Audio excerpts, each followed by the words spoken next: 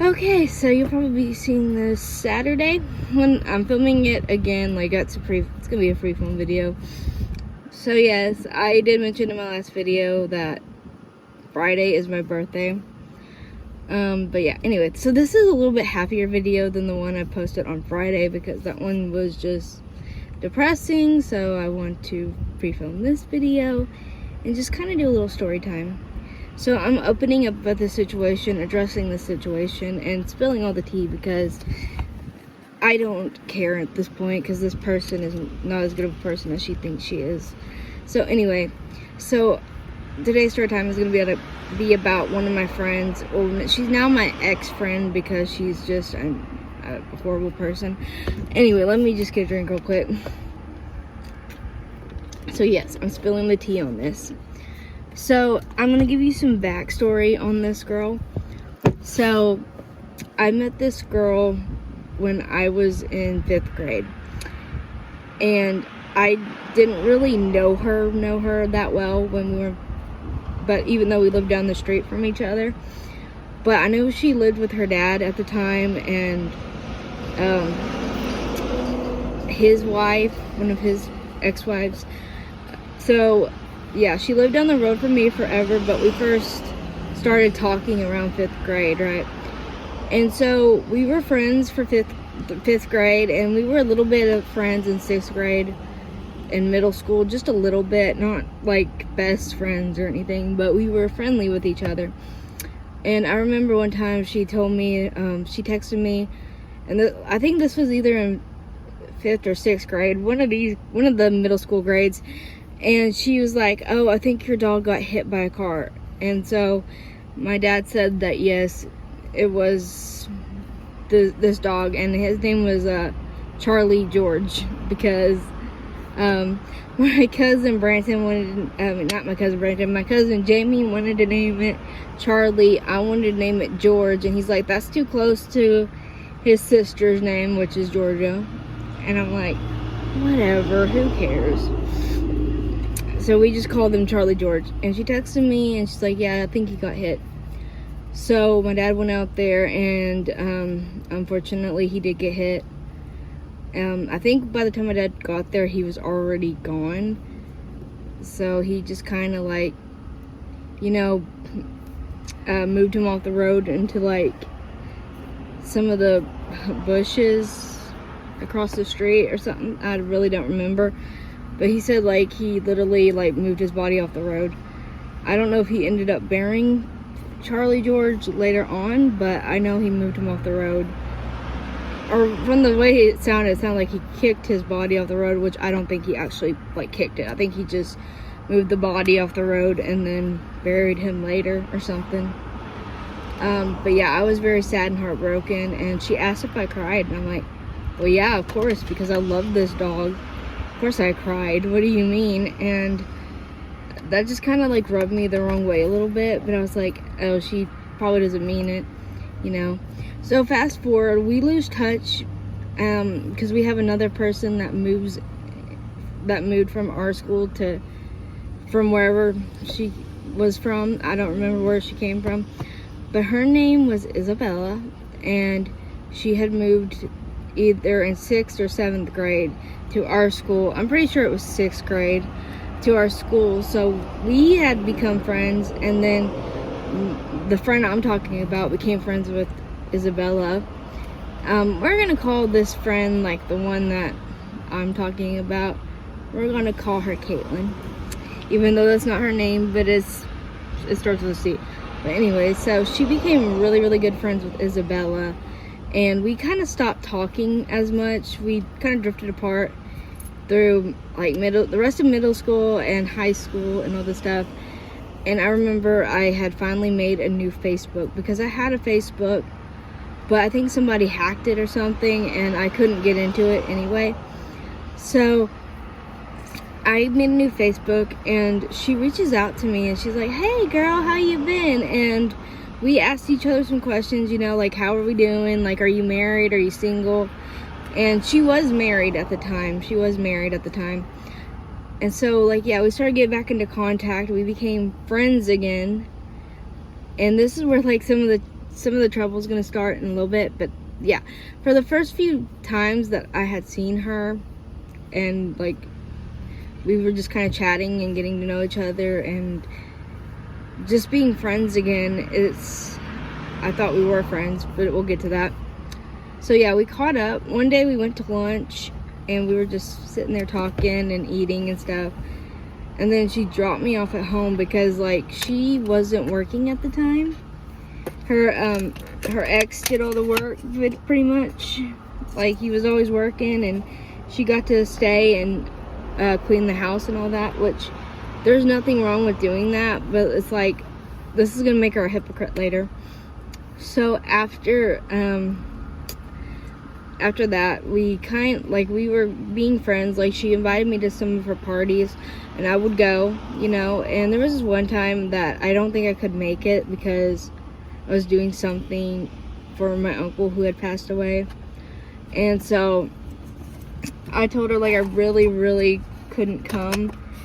And I know she wanted me there, like don't get me wrong, I know she wanted me there, but she kind of laid on the guilt tripping a little bit. And I'm like, if I could come, I would, I promise. I just need to spend time with my family. And eventually she dropped it, but like she was guilt tripping me hard to come. And I felt bad that I couldn't make it, but like I was literally doing something for my uncle who had passed away. And so later on, fast forward to like just a few months ago, so let's get into this. So she had messaged me after a funeral, and I don't know why she doesn't seem to understand. Like that is so cruel to do. Like that's really cruel. And I apologized to her. I did not mean to disrespect her or anything, but the thing about her is she loves twisting people's words and playing the victim, and she's done this 3 times already to me, 2 times to one of our other friends, and then 1 time to one of my other friends. Obviously, I don't know how many times she did it to him, but I know of 1 time she did it to him, and then she did it to my other friend at least twice, but she did it to me 3 times. So all these incidents would happen, and she would twist my words and play the victim. And so that's what she did this last time. We just completely stopped talking. We're not friends anymore. So I'm at this party for my friend's graduation party, and I call her a bitch because, like, honestly, what a horrible and bitchy thing to do, to message someone after a funeral. And so I'm just like, well, yeah, of course you are one. But anyway, the fact that she has so many problems with other women, it's like, yeah, you're definitely the problem. They can probably see right through your facade, and they know you're not as good of a person as you claim to be or act like. But anyway, so she messages me Tuesday, and she starts going off and saying like, oh, I've never cussed you out and blah blah blah blah. And it's like, well, you're a hypocrite because you call other people the B word, other women the B word. You can dish it out, but you can't take it. You know what I mean? Like, that's the kind of vibe she was giving me. Like, she loved to call so many people, mostly women. She loved calling women the B word a lot. And it's like, you're a hypocrite, so don't dish it out if you can't take it, you know? And I did generally apologize to her for everything that I did wrong. Not once did she ever take any accountability at all. She never took any accountability until, like, by the 7th or 8th message, she just kept going and being a bitch. And so by the time I got an apology from her, it was like a half-assed apology at that. And like, I called her out for playing the victim. I told her that it's not cute, it's not cool, it's just disgusting. And instead of listening to me, she doubled down and played the victim even more. There were things that I said that I should have not have said, but like, she literally messaged me after a funeral. Like, how cruel is that? And I don't understand what she doesn't understand, why messaging someone after a funeral is like super fucked up and really messed up, honestly. Like, I just don't get it. And after that, like, my best friend that I've had for 20 plus years, she got involved, and she went off on Caitlyn, telling her like what a bad person she is, what a bad friend she is. And the thing is, like, yes, what what she said to Caitlyn was very, very mean, but it's like, you were being a bitch first by messaging me after a funeral. So my friend stood up for me, and she's like, but y'all both apologize, we both apologize to each other. No, I apologize to you. It took you 20 to like literally 13, 14 messages to actually apologize, and when you did get to the apology, it was half-assed. That's how I see it.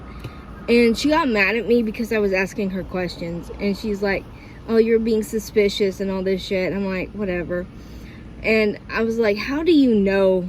Because I mentioned her ex was engaged. She was like, how do you know he's engaged? Because that makes you look suspicious. She was calling me suspicious and saying that I'm telling her ex-husband all this shit. And I'm like, I haven't talked to your ex-husband since y'all were together. And yeah, I shouldn't have brought up her ex. Like, that was my bad, and I did apologize for that. I apologized way more than she did. I apologized 3 times, and she only apologized once. And it was half-assed at that. So this is like one of the stories that I was kind of like telling, but like in bits and pieces and stuff. But yeah, this is the full story.